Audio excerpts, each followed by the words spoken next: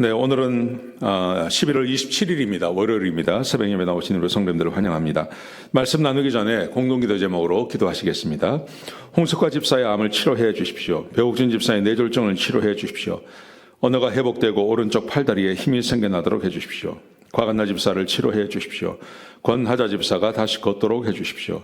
이승학 성도의 뇌종양 치료가 잘 되게 해 주십시오. 권현민 형제를 치료해 주십시오. 김에브라임 형제가 신장 이식을 속히 받도록 해 주십시오. 김시 집사가 걷도록 해 주십시오. 김수진 집사가 재발하지 않고 치유되게 해 주십시오. 예수님의 이름으로 기도합니다. 아멘. 아멘. 오늘 본문의 말씀은 스바냐 1장 14절에서 2장 3절까지 말씀입니다. 어제부터 그 스바냐 말씀을 함께 나누는데요. 스바냐는 요시야 시대에 활동했던 선지자입니다. 예레미야, 말라기, 또 하박국, 나훔 이런 선지자들과 함께 했던 사람들입니다. 남유다가 망하기 직전에, 남유다가 BC 586년에 망하는데요. 그 직전에 아마도 AD BC 한 600년 정도, 600년, 630년 그 정도에서 활동했던 선지자로 생각하고 있습니다. 메시지는요, 예레미야와 똑같습니다. 하박국도 똑같고요. 예레미야는 굉장히 길게 설명을 한다면 이 스바냐서는 아주 짧게 설명을 하는 겁니다. 아주 간단합니다. 이스라엘 백성들이 하나님을 신뢰하지 않고 우상을 섬깁니다. 그래서 하나님께서 그들을 치실 거라고 말씀하시고, 하나님께서 치시기 전에, 북방에서 바벨론이 내려오기 전에 회개할 것을 촉구하고 있는 것입니다.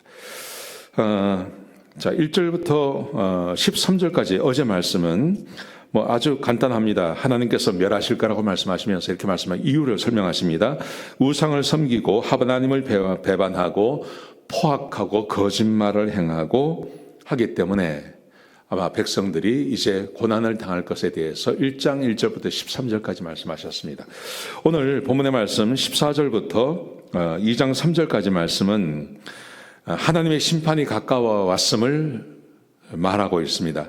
자, 14절에 보시면요. 여호와의 큰 날이 가깝도다. 가깝고도 빠르도다. 여호와의 날의 소리가 용사가 거기서 심히 슬피 우는도다. 하나님의 날이 이제 곧 가까웠다고 말합니다. 북쪽에 있는 바벨론이 쳐들어오는 것을 말하는 것입니다. 이것은 스바냐도 이야기했고 또 예레미야도 이야기했던 그런 내용입니다. 이 날은 여호와의 분노하시는 날입니다.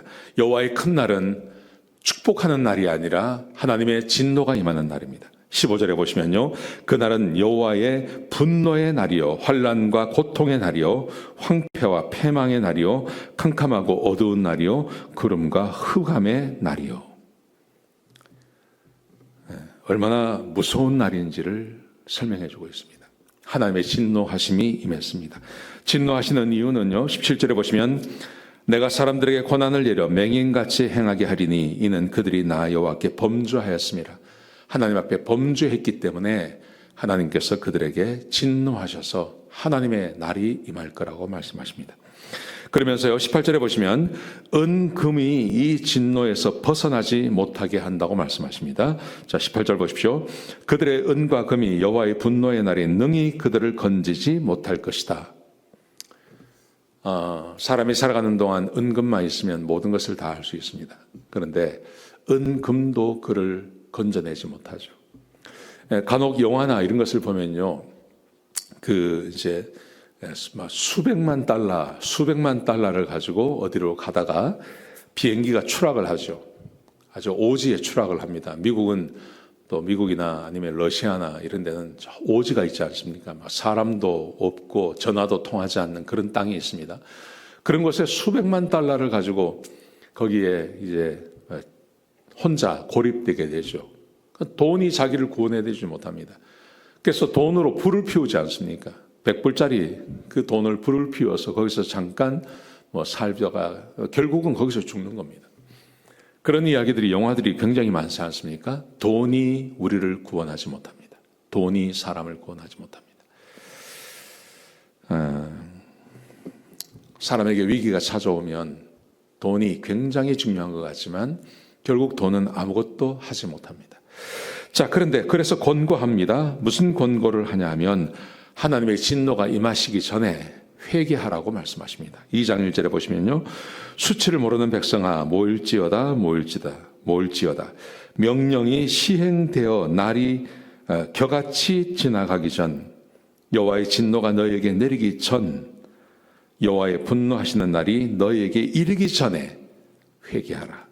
회개를 촉구하고 있습니다. 모여서 함께 회개하라. 모여서 함께 회개하라. 여러분, 우리 하나님의 진노가 임하시기 전에 사람은 회개가 필요합니다. 우리는 매일같이 회개해야 됩니다. 매일같이 회개하고 주님 앞에 죄를 고백하고 살아가야 합니다. 우리 하나님께서 오래도록 기다리십니다. 하나님은 언제나 기다리십니다. 어느 백성이든지 하나님께서 기다리셨습니다. 그리고 우리에게 요구하시는 것, 회개할 것을 요구하십니다. 제가 바라기는 우리 성도님들 매일같이 회개하셨으면 좋겠습니다. 하루해를 시작하기 전에 하루해가 끝나면 하나님 앞에 회개하시기 바랍니다. 그러면 주께서 하나님의 진노하심을 멈추시는 것입니다. 회개하지 않고 성경 보지 않고 기도하지 않고 그렇게 하루하루를 지내가는 것 얼마나 위태위태한지 모릅니다. 왜냐하면 우리의 삶에 언제나 범죄와 죄가 있기 때문에 그렇습니다. 하나님께서 미워하시는 것을 우리가 행하지 않습니까? 여러분, 이 징계에서 벗어나는 것, 그것은 회개함에 있는 것입니다. 회개하면 살아날 수 있습니다. 회개하면 하나님의 진노가 우리에게 임하지 않을 수 있습니다. 지금 오늘 이 스바냐 기자, 이 사도가, 선지자가 계속해서 백성에게 말합니다. 회개하라고 말합니다. 예레미야서를 읽어보시면 우리가 잘 아는 것처럼 얼마나 회개를 많이 이야기합니까? 근데 이스라엘 백성들이 회개하지 않습니다. 절대 회개하지 않습니다. 그래서 결국은 나라가 망해버리고 마는 것입니다. 오늘 우리 스바냐 첫 번째 시간인데요. 하나님의 진노를 피하기 위해서 하나님의 진노가 임하기 전에 회개하시라는 겁니다. 지금도 마찬가지입니다. 우리가 회개해야 할 줄로 믿습니다. 기도하시겠습니다. 아버지 하나님, 우리의 죄를 회개합니다. 우리를 사하시고 용서하시고 불쌍히 여기시고 하나님의 진노가 임하지 않게 하여 주옵소서. 우리 성도들을 불쌍히 여겨 주시옵소서. 회개하고 주님의 이름을 부르는 그들에게 하나님께서 은혜를 베풀어 주시고 주께서 용서하여 주옵소서. 주님 감사합니다. 예수님의 귀하신 이름으로 간절히 기도드렸습니다. 아멘.